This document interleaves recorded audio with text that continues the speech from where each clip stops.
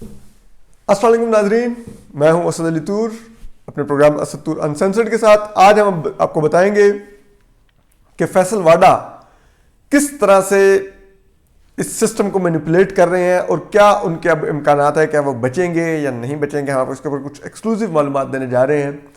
जबकि इसके अलावा हम आपको ये भी बताएंगे कि पीडीएम के अंदर भी लॉन्ग मार्च को लेकर कुछ चिट चैट चल रही है, उस पर भी हमको बताएंगे।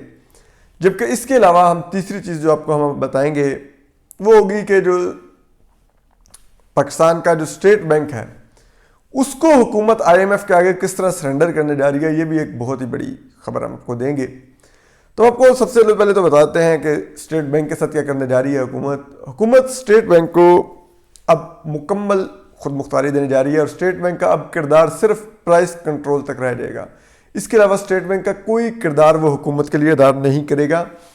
वो कोई ना तो रुपये की डिप्रिसिएशन को आप स्टेट बैंक के थ्रू अब मैनेज कर सकेंगे कि उसको आप रोकें, मतलब रुपए की अगर कदर घटेगी, ना आप दीगर अवामिल को देख सकेंगे, ना आपको उनको इंटरेस्ट रेट के ऊपर आप स्टेट बैंक पर किसी किस्म का कंट्रोल कर सकेंगे। स्टेट बैंक ज़्यादा से ज़्यादा सिर्फ महंगाई के मामलात को देखेगा। लेकिन दिलचस्पी की ये बात है कि उसमें भी कोई स्टेट बैंक के लिए टारगेट नहीं रखा गया कि आपने महंगाई को इस शरह से नीचे रखना होगा, और ना ही कोई ये रखा गया कि अगर महंगाई आउट ऑफ कंट्रोल हुई तो स्टेट बैंक के खिलाफ क्या कार्रवाई होगी। ऐसा कुछ भी नहीं है।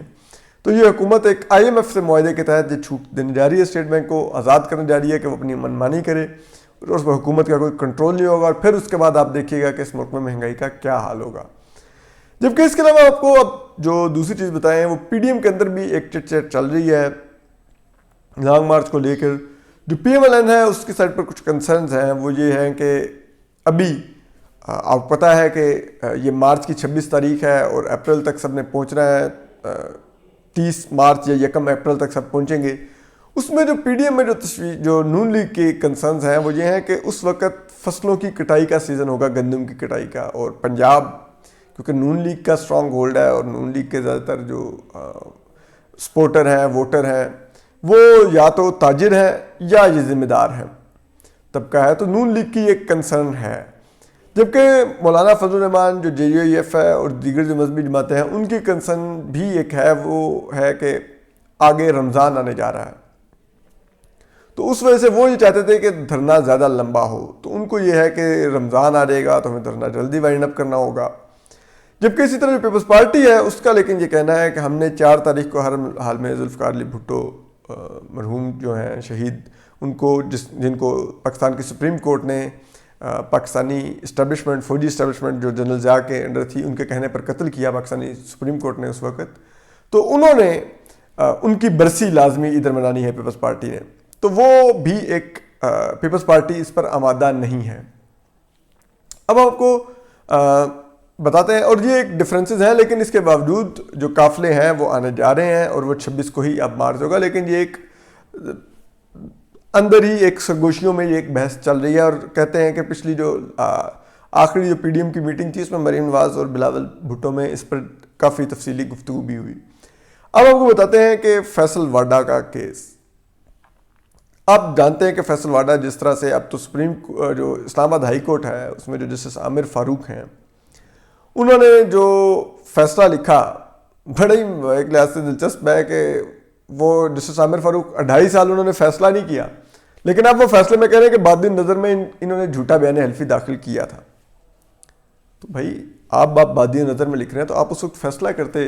2.5 साल आप तारीखें देते रहे, आपको जवाब जमा नहीं करवा रहे थे। लेकिन खैर, तो अब उन्होंने कहा है कि इन्होंने बादी नज़र में ये झूठा बयान हल्फी दाखिल किया है और सुप्रीम कोर्ट के फैसलों की रोशनी में इलेक्शन कमीशन इसको तय करे।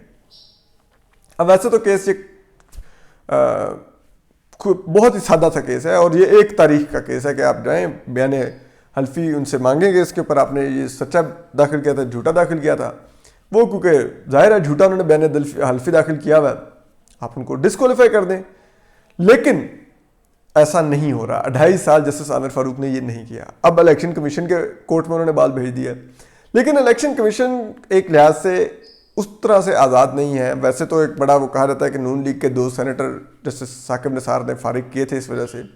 सेम फैसल वाडा वाला उनका भी केस था 2018 में। लेकिन क्या اب یہ اپلیکیبل ہے تو وہ مشکل ہو گیا ہے. 2020 میں ایک جو جسٹس عمر عطا بندیال ہیں ان کی جو جورسپروڈنس انہوں نے طے کی ہے 2020 میں, اس میں انہوں نے ان کے فیصلے کے مطابق پہلی بات تو یہ ہے کہ وہ یہ کہتے ہیں کہ جو ڈیول نیشنل ہوگا سینیٹر, اس کے اوپر آپ 62(1)(f) نہیں لگا سکتے, یعنی کہ اس کو تاحیات نااہل نہیں کر سکتے.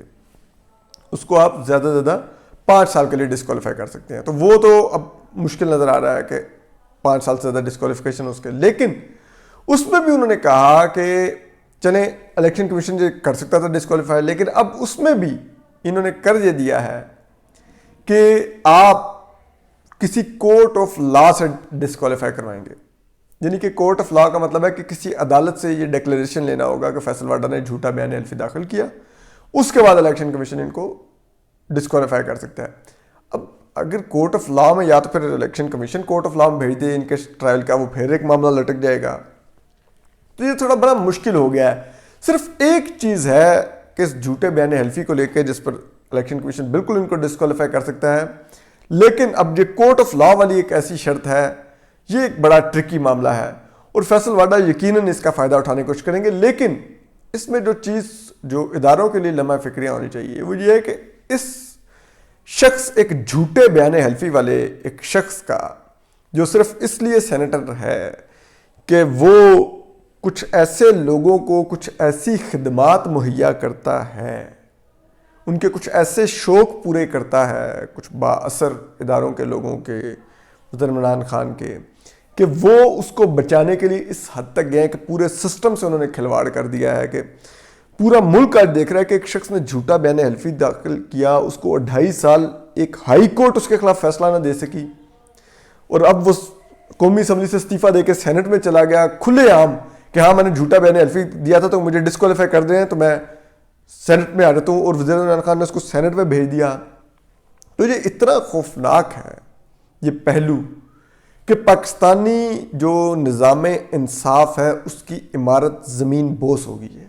ویسے بھی اس پہ اس کی ساکھ بڑی کمزور ہوئی ہے پچھلے کچھ عرصے میں, جس قسم کے فیصلے آئے ہیں عوام کی نظر میں نظام انصاف پہ جس قسم کے سوالات ہیں, لیکن اسی نظام انصاف میں اب فیصل واڈا جس طرح کھلواڑ کر رہے ہیں اور جس طرح منہ چڑھا رہے ہیں اس نظام انصاف کا, وہ بڑا ہی افسوسناک ہے اور بڑا ہی ہمارے لیے بطور معاشرہ شرمناک ہے کہ ہمارے اندر ایک ایسا شخص ہے جو اس صادق اور امین وزیر اعظم, آپ دیکھیے کہ یہی اسی سپریم کورٹ کے یہی فیصلوں کے تحت یہ وزیر عمران خان صادق اور امین ٹھہرائے ہیں. اس بینچ کا جسٹس عمر عطا بندیال بھی حصہ تھے, اور وہ پھر آ کے عبد القادر کو ایک خریدار کو پارٹی میں شامل کر رہے ہیں, ایک جھوٹے بیان حلفی والے کو وہ MNA سے اٹھا کے سینیٹر بنا رہے ہیں.